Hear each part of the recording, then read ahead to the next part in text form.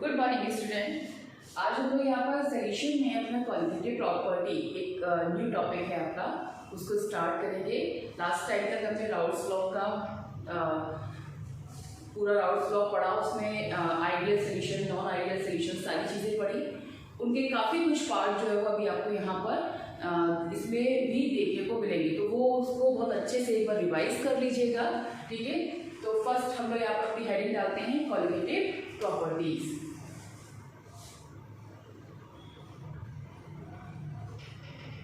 Qualitative properties,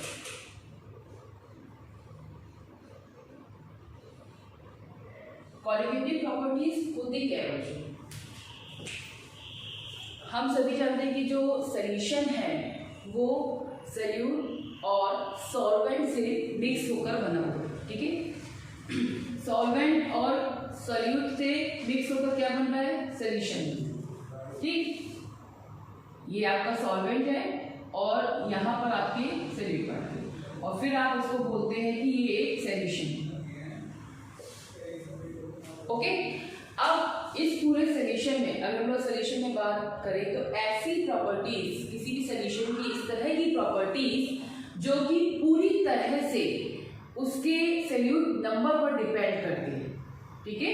जो उसमें present solute particle हैं उन पर डिपेंड करे, उसको हम लोग बोलते हैं क्वालिटेटिव प्रॉपर्टीज, ठीक। यानी those properties of the solutions which depends only upon the number of solute particle in the given volume of the solvent, ठीक। जो उसका सॉल्वेंट का वॉल्यूम दिया है उसमें जो सॉल्यूट प्रेजेंट है ना, उस पर डिपेंड करेगा पूरी तरह से क्वालिटेटिव प्रॉपर्टीज, ठीक। इस तरह की जो प्रॉपर्टीज होती है उनको हम लोग क्वालिटेटिव प्रॉपर्टी कहते हैं, ठीक है। तो चलिए इसकी डेफिनेशन देख लेते हैं हम लोग। Those properties of the solvent or solution of the solution भी present है ना, of the solution which depends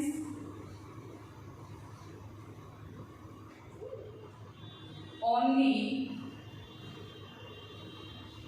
upon the number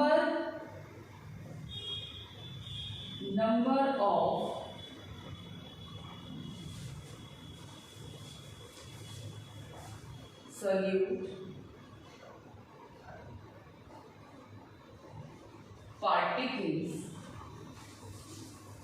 solute particles in a given volume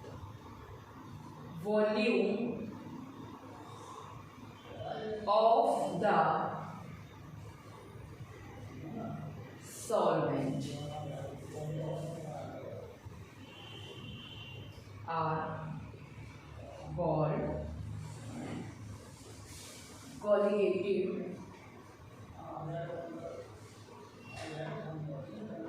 properties, okay। Those properties of the solution which depend only upon the number of solute particles. The most important point यहाँ पर number of solute particles in a given volume of the solvent are called qualitative properties, ठीक है। देखिए यहाँ पर इस पूरी definition में हमें ध्यान रखना है, इस पर डिपेंड कर रहा है number of the solute particles, ठीक है। बहुत इंपॉर्टेंट टॉपिक है ये समझिए, आपका हर साल इसमें से लॉन्ग क्वेश्चंस आना है, ठीक है। तो इसको हम लोग को बिल्कुल भी मिस नहीं करना है, पूरा अच्छे से पढ़ना है। तो क्वालिटेटिव प्रॉपर्टीज क्या है, डेफिनेशन हम लोग देखते हैं। पूछा जाता है क्वेश्चन जैसे बोर्ड में, what is the qualitative properties, तो बोलेंगे those particles of the solution which depend only upon the number of solute particles in the given volume, ठीक है।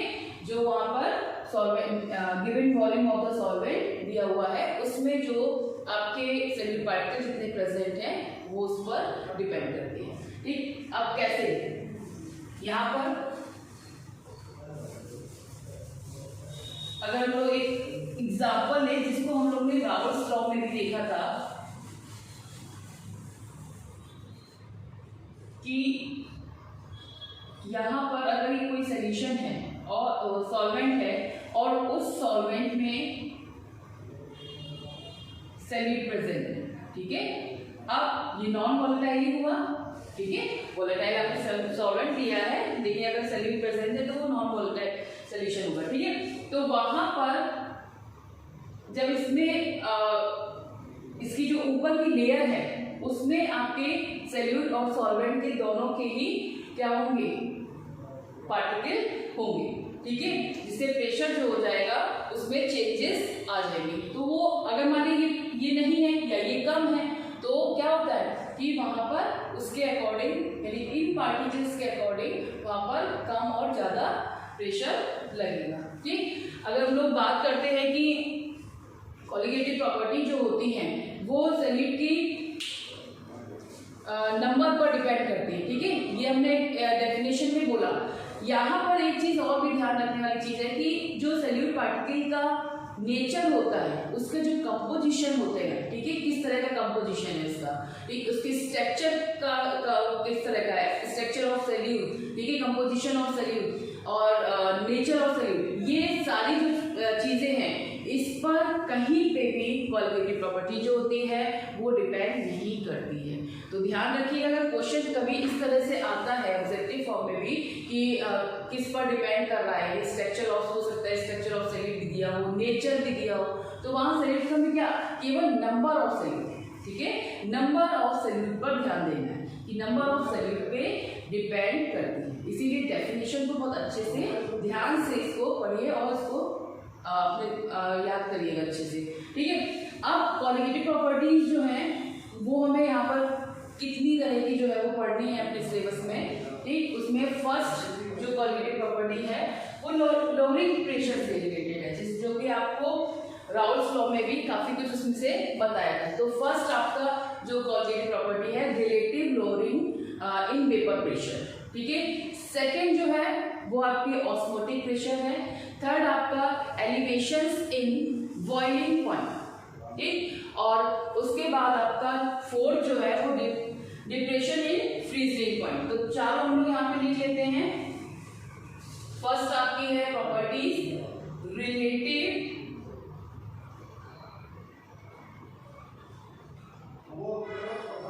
Lowering in vapour pressure. Second osmotic pressure. Third आपका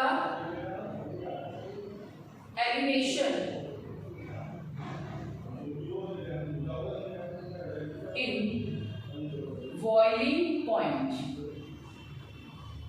boiling point जो है उसमें elevation जो है उसकी थर्ड प्रॉपर्टीज है।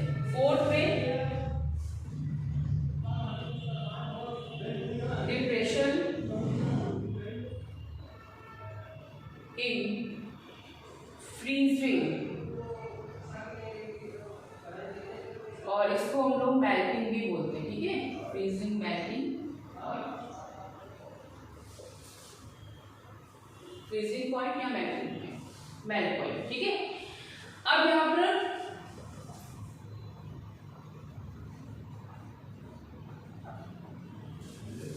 हम लोग एक एक करके जो इसकी प्रॉपर्टीज है उनको देखेंगे कि किस तरह से उस प्रॉपर्टीज में कहाँ किस तरह से उसमें बेगिंग कॉलिगेटिव प्रॉपर्टीज वो किस तरह से वहां पर उस पर डिपेंड कर रही है, ठीक है। तो फर्स्ट हम लोग यहाँ पर लेते हैं relative lowering in vapour pressure. Relative lowering in vapour pressure से पहले थोड़ा सा जो हम लोग पहले पढ़ चुके हैं उसमें हम लोग देखेंगे कि उन्होंने क्या पढ़ा, ठीक है, क्योंकि वेपर प्रेशर की बात हो रही है ना। तो राउल्स लॉ की अगर हम बात करते हैं तो देखिए आपको बताया था कि अगर कोई भी एक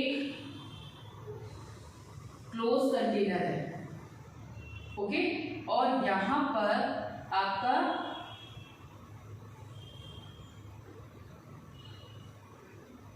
यहां एक प्योर सॉल्वेंट, प्योर लिक्विड है, ठीक है। अब यहां पर आप देखेंगे जो इसकी वेपर्स आएंगी, ठीक है, ये वेपर्स आ नॉर्मली आएंगी, ठीक है, वोलेटाइल लिक्विड है, आएगा। अब अगर इसमें हम नॉन वोलेटाइल जो सॉल्यूट है उसको मिला देते हैं, सॉलिड पार्टिकल्स जो है वो उसको मिला देते हैं, तो उस कंडीशन में क्या होगा,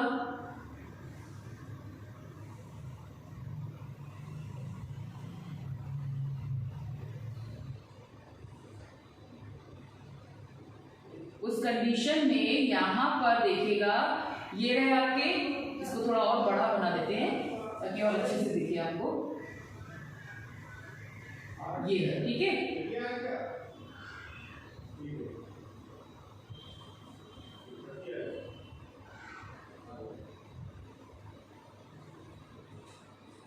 यहां पर ये लिक्विड और ये आपके क्या है, जो इसकी बाहर की लेयर है यानी सबसे ऊपर वाली लेयर है, ठीक है, उस पे ये सॉल्वेंट के जो पार्ट है और यहीं पे सॉल्यूट भी है। अब यहाँ पे क्या होगा, वेपर प्रेशर क्या होता है, सबसे पहले जो ऊपर वाली लेयर जो है ना, तो वहां पर सॉल्यूट के पार्टिकल भी प्रेजेंट रहेंगे, नॉन वोलेटाइल पार्ट भी प्रेजेंट है आपका, वोलेटाइल भी है।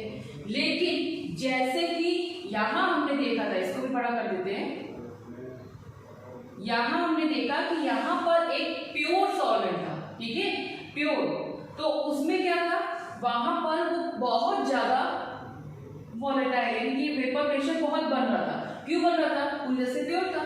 लेकिन यहाँ पर क्या है, यहाँ पर non volatile solute particle present है, जिससे क्या होगा कि जो प्रेशर होगा, वो जो वेपर प्रेशर होगा वो काफी कम हो जाएगा। क्यों, क्योंकि उनके बीच में इंट्रैक्शन हो जाएगा, ठीक है, और उनमें फोर्स जो होगा वो ज्यादा हो जाएगा, जिससे क्या होगा, वो वेपर्स के फॉर्म में कम जाएंगे। जितनी कम वेपर्स रहेगी उतनी ही वेपर प्रेशर जो होगा वो भी कम रहेगा, ठीक है। यानी क्लियर हुआ, अगर हम प्योर सॉल्वेंट में वोलेटाइल जो लिक्विड है उसमें अगर वेपर प्रेशर की बात करते हैं तो वो इसके कंपेयर में अधिक होगा। यानी यहाँ पे क्या हुआ, सॉल्वेंट आपने सॉल्यूट को मिलाया, इसका मतलब है कि उसका वेपर प्रेशर कम हो गया, डिक्रीज हो गया, ठीक है।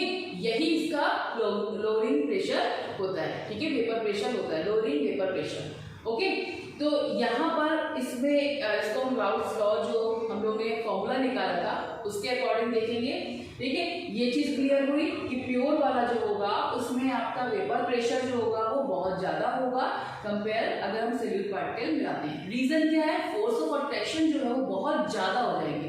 जब फोर्स ऑफ अट्रैक्शन ज्यादा हो जाएंगे तो क्या हो जाएगा, जब फोर्स ऑफ अट्रैक्शन ज्यादा हो गया तो मॉलिक्यूल्स जो है वो जो पार्टिकल है अंदर वो क्या हो, वेपर्स के फॉर्म में कम जाएगा, तो वहां पर वेपर का प्रेशर जो होगा वो कम लगेगा। वेपर प्रेशर क्या है, जो वेपर्स बन रही हैं उसका प्रेशर, तो जितनी वेपर्स बनेंगी, ठीक है, जितने वेपर्स होंगे वही आपके प्रेशर डालेंगे, तो जितना ज्यादा उतना ही प्रेशर, ठीक है। तो यहाँ पे जब वेपर्स ही कम है तो प्रेशर जो होगा वो अपने आप कम हो जाएगा, ठीक है। बहुत सीधी सी बात है बिल्कुल।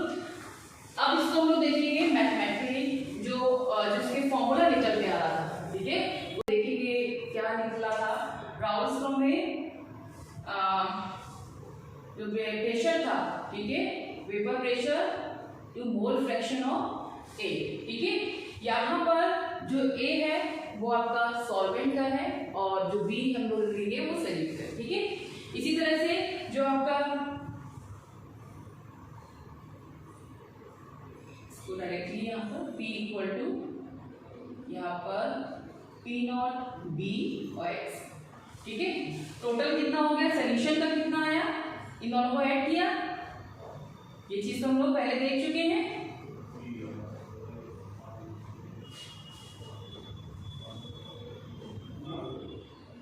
ठीक है।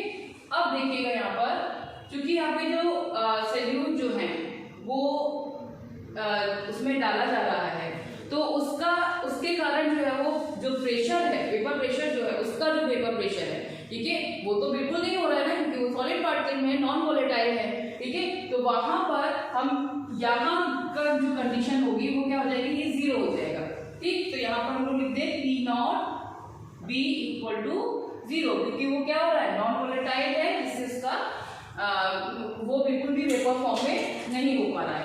ठीक, अब देखिए P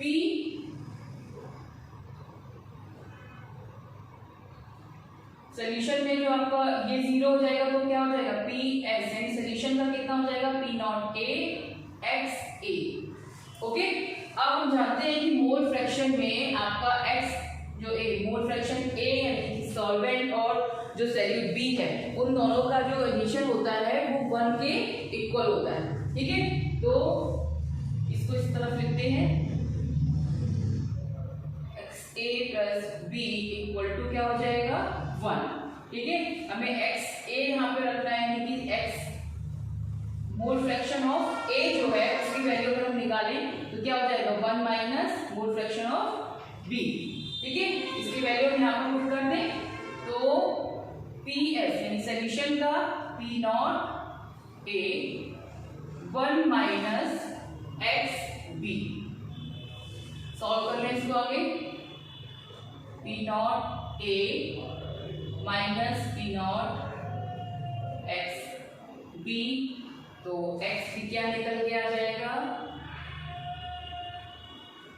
P not A minus PS upon P not A। इसको सॉल्व करेंगे तो ये हमारा निकल के आएगा। ठीक है, अब देखिए ये तो आपका मोल फ्रैक्शन ऑफ B जो है यानी सॉल्यूट का है वो आ गया है। ठीक है, अब हम लोग यहाँ पर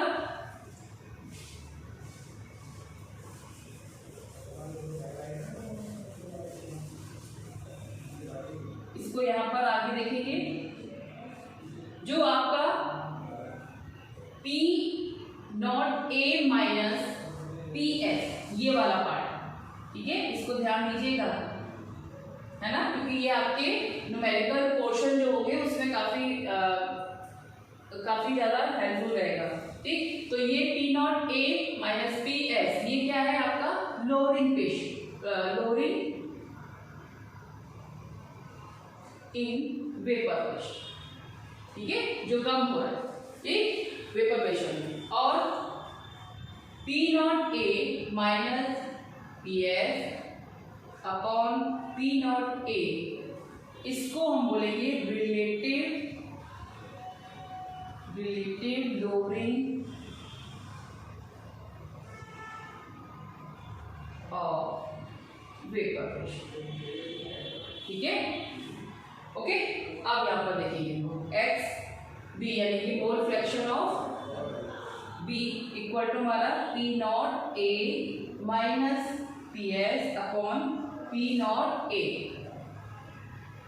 टोटल नंबर ऑफ मोल्स जो है वो कितने हैं, टोटल नंबर ऑफ मोल्स कितने प्रेजेंट हैं। ठीक है, मोल्स का हम लोग देखेंगे यहाँ पर मोल्स जो है वो हमारे N प्लस N, ये हमारा सॉल्यूट का, और ये आपका सॉल्वेंट का। ठीक है, तो ये दोनों टोटल नंबर हमारे कितने हैं N प्लस N, तो यहाँ पर हम वैल्यू अगर रखते हैं तो क्या निकल के आएगा XB, जो XB मोल फ्रैक्शन है वो किसके बराबर होगा N upon N plus N, right, ये हम लोगों ने पहले उसमें पढ़ा था मोल फ्रैक्शन के पॉइंट पे। ठीक है, तो यहाँ पर जो N है उसको हम लोग डिनोमिनेटर में नेग्लिजिबल कर देंगे क्योंकि वो बहुत ज्यादा कम है। ठीक है, तो उसको वहां पे नहीं लेंगे, तो यहाँ पर मोल फ्रैक्शन ऑफ B कितना हो जाएगा N अपॉन N। ठीक, ये वाली जो वैल्यू है इस वैल्यू को हम लोग क्या करेंगे यहाँ पर रख देंगे। ठीक, और इस वैल्यू को जब यहाँ पर रखेंगे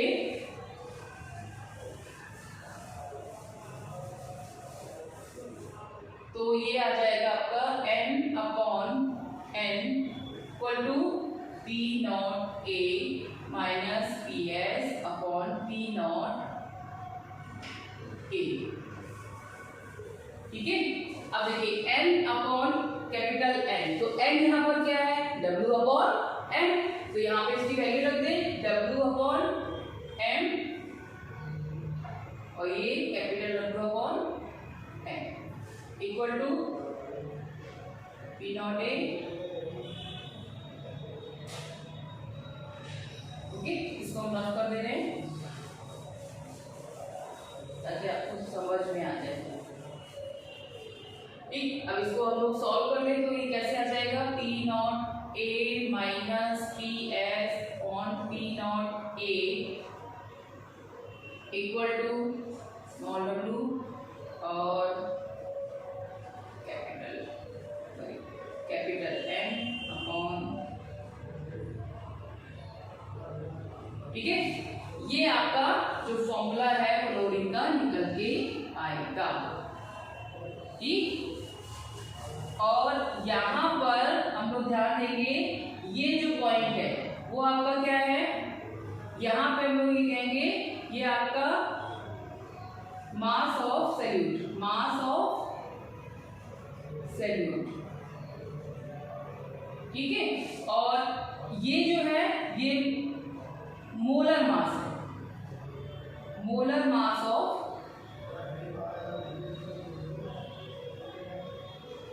सॉल्यूट।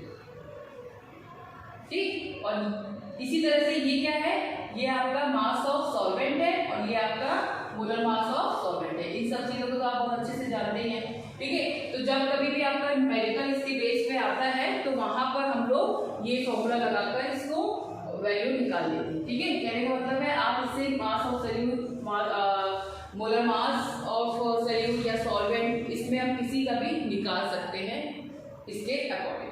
ठीक, तो यहाँ हमने देखा कि जो ये क्वालिटेटिव प्रॉपर्टीज है वो सिर्फ इनके नंबर्स पर डिपेंड कर रही है, बाकी इसके ना ही स्ट्रक्चर पे ना ही इसके कंपोजिशन इसका क्या है या इसका नेचर क्या है, कैसा है, उस किसी पे भी डिपेंड नहीं कर रही। इस पर डिपेंड कर रही है इसके जो इनके नंबर, शरीर के नंबर जो है उस पर डिपेंड कर। ठीक है, तो ये आपका लोअरिंग प्रेशर जो है उसका एक क्वालिटेटिव प्रॉपर्टी के फर्स्ट जो प्रॉपर्टीज है उसके आपके यहाँ पर कंप्लीट हुआ। इससे रिलेटेड जो आपके एनसीईआरटी में जो भी एग्जांपल्स और जो भी मेथड है उनको हम लोग नेक्स्ट वीडियो में देखेंगे एक एक करके। ठीक है, उसके बाद नेक्स्ट प्रॉपर्टीज को हम लोग पढ़ेंगे। Okay, thank you.